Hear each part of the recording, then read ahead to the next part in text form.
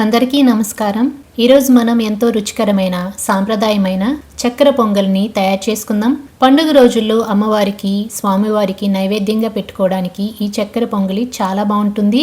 మన పెద్దలు చేసే పద్ధతిలో కొన్ని చిన్న చిన్న చిట్కాలతో ఈరోజు తయారు చేసుకుందాం. ముందుగా స్టవ్ వెలిగించుకొని కుక్కర్ గిన్నె పెట్టుకొని దాంట్లోకి 1 కప్పు వరకు పెసరపప్పు వేసుకొని ఫ్లేమ్ని లో టు మీడియంలోకి అడ్జస్ట్ చేసుకుంటూ మంచి సువాసన వచ్చేంత వరకు పెసరపప్పుని ఫ్రై చేసుకోవాలి. మరీ ఎర్రగా ఫ్రై చేయని అవసరం లేదు, ఇలా ఫ్రై చేసుకుంటే సరిపోతుందండి. ఇప్పుడు స్టవ్ ఆఫ్ చేసుకొని ఏ కప్పుతో పెసరపప్పు తీసుకున్నామో అదే కప్పుతోటి 1 కప్పు రైస్ వేసుకొని 4-5 సార్లు బాగా కలుపుకోవాలి. ఇలా చేయడం వల్ల చక్కెర పొంగలి మరింత రుచిగా సాఫ్ట్గా వస్తుందండి. ఇప్పుడు ఇవి మునిగేంత వరకు నీళ్లు పోసుకొని 2-3 సార్లు రైస్ని పెసరపప్పుని వాష్ చేసుకున్న తర్వాత ఏ కప్పుతో పెసరపప్పు తీసుకున్నామో అదే కప్పుతోటి 5 కప్పుల వరకు నీళ్లు తీసుకుంటున్నాను నేను ఇక్కడ. మీకు చక్కెర పొంగలి సాఫ్ట్గా రావాలంటే 5 కప్పుల వరకు నీళ్లు తీసుకోండి.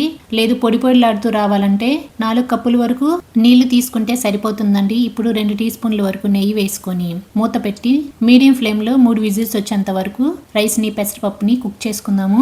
రైస్ ఉడికేలోపు మనం బెల్లాన్ని రెడీ చేసుకుందాము. ఏ కప్పుతో పెసరపప్పు రైస్ తీసుకున్నామో అదే కప్పుతోటి 2 కప్పుల వరకు తురుముకున్న బెల్లం, 1 కప్పు నీళ్లు పోసుకొని స్టవ్ పైన గిన్నె పెట్టుకొని 2 నిమిషాల పాటు ఈ బెల్లాన్ని కరిగించుకున్న తర్వాత 60 గ్రాముల వరకు పంచదార వేసుకొని బెల్లాన్ని పంచదారని కంప్లీట్గా కరిగించుకొని స్టవ్ ఆఫ్ చేసుకొని ఈ పాకాన్ని పూర్తిగా చల్లారనివ్వాలి.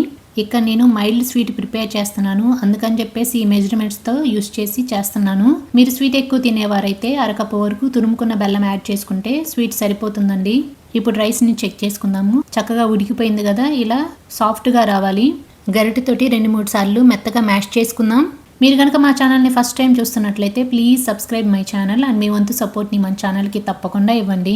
ఇప్పుడు 1/2 గ్లాస్ కాచి చల్లార్చుకున్న పాలు పోసుకుందాము. ఫ్లేమ్ని లోలోకి అడ్జస్ట్ చేసుకొని 2 నిమిషాల పాటు ఈ పాలు మొత్తం ఈ రైస్లో కలిసిపోయే విధంగా కలుపుకుంటూ ఉడకనిద్దాం. కన్సిస్టెన్సీ అనేది ఈ విధంగా రావాలండి. ఇలా వచ్చిన తర్వాత మనం చల్లార్చుకున్నాం బెల్లం పాకాన్ని కూడా పోసుకుందాం. ఒక ఫిల్టర్ పెట్టుకొని నిదానంగా బెల్లం పాకాన్ని కొద్ది కొద్దిగా పోసుకుంటూ గరిటెతోటి స్లోగా బెల్లం పాకం మొత్తం రైస్లో కలిసిపోయే విధంగా మిక్స్ చేసుకోవాలి. ఫ్లేమ్ని లోలోనే ఉంచుకొని 5 నిమిషాల పాటు రైస్ని ఉడికించుకోవాలండి. ఇక్కడ మనం 1/2 గ్లాస్ పాలు యాడ్ చేసుకున్నాం కదా, పాలు పోసుకోవడం వల్ల పొంగల్ మరింత మెత్తగా రుచిగా ఉంటుంది. ఇది ఉడికేలోపు ఒక చిన్న రోట్లోకి 3 యాలకుల్ని చిన్న ముక్క జాజికాయ ముక్క వేసుకొని మెత్తగా పొడిలాగా దంచుకోవాలి. ఈ పొడిని ఇప్పుడు ఈ పొంగల్లో వేసుకొని ఈ ఫ్లేవర్ మొత్తం దీంట్లో కలిసిపోయే విధంగా కలుపుకోవాలి. ఈ జాజికాయ పొడి వేసుకోవడం వల్ల చక్కెర పొంగలికి మంచి సువాసన వస్తుందండి.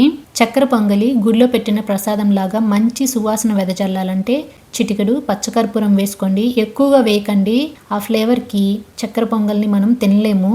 అంత ఎక్కువ వేసుకుంటే కొంచెం వేసుకుంటే సరిపోతుంది. ఒకసారి గరిటెతోటి కలుపుకున్న తర్వాత 1/2 కప్పు ఆవు నెయ్యి తీసుకుందాం. ఈ 1/2 కప్పులో సగభాగం వేసుకొని మిగతా సగభాగం డ్రై ఫ్రూట్స్ వేయించుకోవడానికి పక్కన పెట్టుకుందాము. ఈ నెయ్యి మొత్తం చక్కెర పొంగల్లో కలిసిపోయే విధంగా కలుపుకొని స్టవ్ ఆఫ్ చేసుకొని చక్కెర పొంగల్ని పక్కన పెట్టుకోవాలి. ఇప్పుడు స్టవ్ వెలిగించుకొని మిగతా నెయ్యిని వేడి చేసుకొని ఎండు కొబ్బరి ముక్కలు, డ్రై ఫ్రూట్స్, ఫైనల్గా కిస్మిస్ వేసుకొని లైట్ గోల్డెన్ బ్రౌన్ కలర్ వచ్చేంత వరకు ఫ్రై చేసుకొని చక్కెర పొంగల్లో ఈ డ్రై ఫ్రూట్స్ నెయ్యి మొత్తం కలిసిపోయేలాగా నెమ్మదిగా కలుపుకుందాం. చూడండి ఎంత చక్కగా మెత్తగా నెయ్యి సువాసనతో మన చక్కెర పొంగలి తయారైందో. ఈ చక్కెర పొంగల్ని మీరు కూడా తప్పకుండా ట్రై చేయండి. మరి మీ ఇంట్లో చక్కెర పొంగల్ని ఏ పద్ధతిలో చేస్తారు, మీకు తెలిసిన ట్రెడిషనల్ టిప్ ఏదైనా ఉంటే కామెంట్లో తప్పకుండా చెప్పండి. ఈ రెసిపీ నచ్చినట్లయితే లైక్ చేయండి, షేర్ చేయండి, కామెంట్ చేయండి, సబ్స్క్రైబ్ చేసుకోవడం మాత్రం మర్చిపోకండి. మళ్ళీ మరో మంచి రెసిపీతో కలుద్దాం. Thanks for watching.